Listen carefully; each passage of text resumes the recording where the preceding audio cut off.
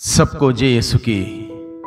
प्रभु क्रिस्त में प्यारे भाइयों बहनों, थोड़ी देर हम लोग प्रभु के वचन पर मनन चिंतन करें। प्रभु का वचन हम सबों को स्पर्श करता है और प्रभु अपने वचनों के द्वारा हम सबों से बातें करता है। हर दिन प्रभु अपने वचनों के द्वारा हम सबों को अनुग्रह प्रदान करता है, हमारा मार्गदर्शन करता है, हमें सही रास्ते पर आगे बढ़ने की कृपा और शक्ति सामर्थ प्रदान करता है। वही प्रभु का वचन हमें जीवन प्रदान करता है। आज के दिन में हम लोग प्रभु का वचन सुनेंगे। हमारी इंद्रियों को लेकर, इंद्रियों से संबंधित बातों को हम सुनेंगे।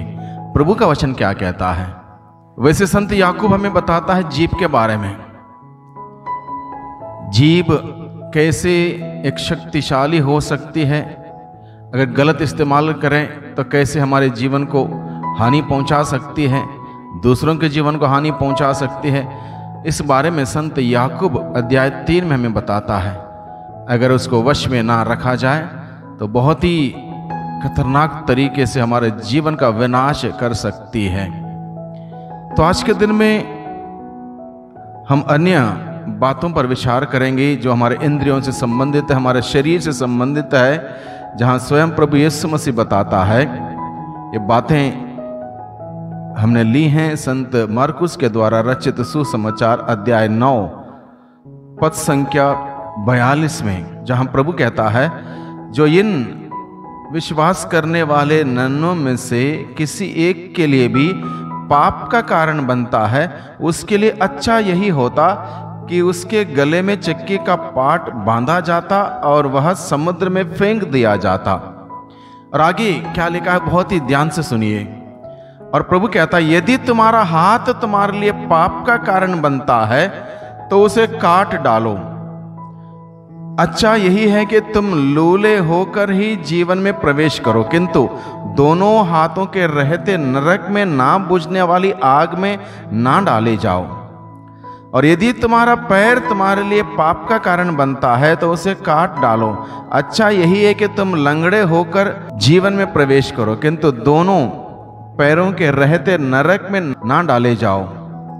और यदि तुम्हारी आंख तुम्हारे लिए पाप का कारण बनती है तो उसे निकाल दो।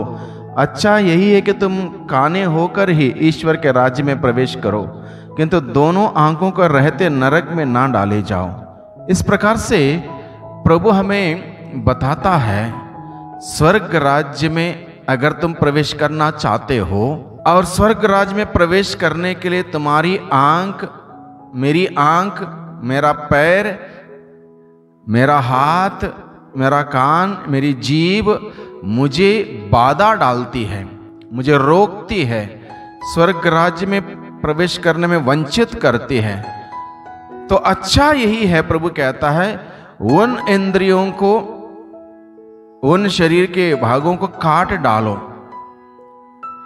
तो मैं लोगों से बातचीत कर रहा था इन वचनों को लेकर। लोगों से पूछा, आप में से कितने लोग तैयार हैं अपने हाथ काटने के लिए, पैर काटने के लिए, आंख निकालने के लिए, जीभ काटने के लिए, कितने लोग तैयार हैं? लोगों ने उत्तर नहीं दिया। तो मैंने दूसरा सवाल किया, आप में से कितने लोग स्वर्ग जाना चाहते हो? बहुत सीरियसली, बहुत गंभीरता से। बहुत सारे लोगों ने हाथ ऊपर उठाए, बड़े संकोच के साथ। आखिर ये सवाल का अर्थ क्या है, तात्पर्य क्या है, ये बात उनको समझ में नहीं आई। तो मैंने बताया, बाइबल में लिखा है, प्रभु यीशु कहता है, यदि तुम्हारी आंख पाप का कारण बनता है उसको निकाल दो, हाथ कारण का बनता है उसको काट डालो, पैर पाप का कारण बनता है उसको काट डालो। तो स्वर्ग राज्य में जाने के लिए अगर ये चीजें आपके लिए बाधा बनती, आपको काटने के लिए बताया, तो तैयार हो? मैंने लोगों से सवाल किया, लोगों ने बोला नहीं। तो मैंने कहा, प्रभु ये नहीं चाहता है हम अपने हाथ को काटें, पैर को काटें, आंख को निकालें, जीभ को काटें। प्रभु नहीं चाहता है।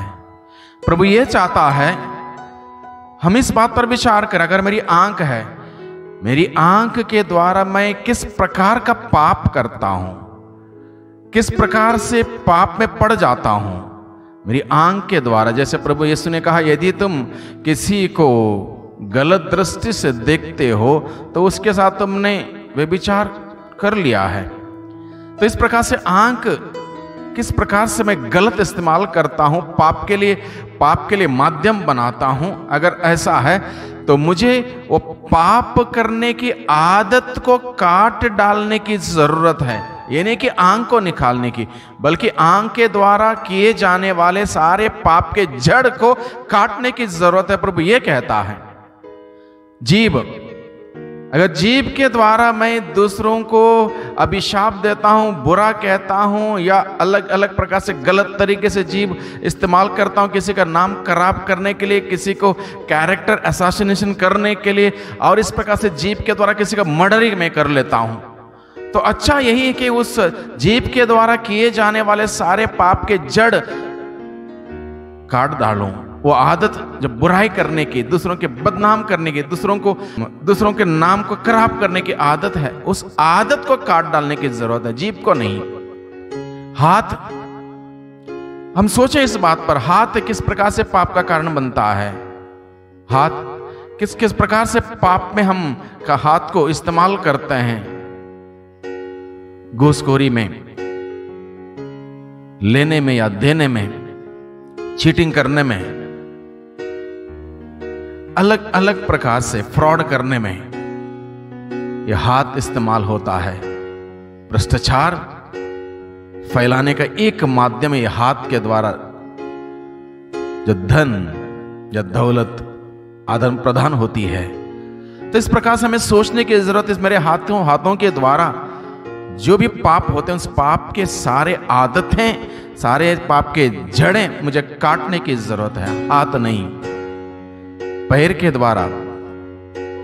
द्वारा मैं प्रभु के दरबार में नहीं जाता हूं, मंदिर में नहीं जाता हूं प्रभु को धन्यवाद देने के लिए, बल्कि और कहीं जाता हूं, या फिर मैं आलस्यपन की वजह से गिरजाघर नहीं जाता हूं, चर्च नहीं जाता हूं इतवार के दिन में, तो ये मेरे पैर पाप के कारण बनते हैं। तो इस प्रकार से एक एक चीज पर मुझे विचार करने के लिए प्रभु का वचन हमें बुलाता है आज के दिन में। हमारे हाथ को लेकर, पैर को लेकर, जीभ को लेकर, आंख को लेकर, कान को लेकर हमें बुलाता है। तो हम लोग इस बात पर विचार करें और प्रभु से कृपा मांगें।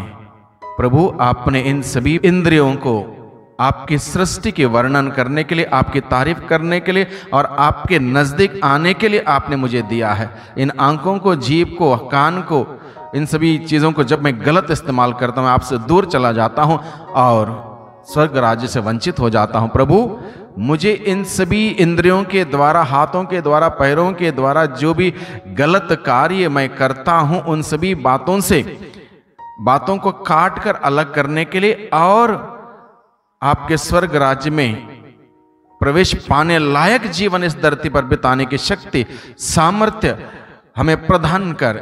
इस प्रकार से हम हर दिन प्रभु से प्रार्थना करें, ताकि हमारे जीवन के द्वारा, हमारे हाथों के द्वारा, पैरों के द्वारा, आंखों के द्वारा, कानों के द्वारा, जीभ के द्वारा निरंतर उस प्रभु की महिमा होने दें। वही प्रभु हम सबों को आशीष दें। सबको जय यीशु की।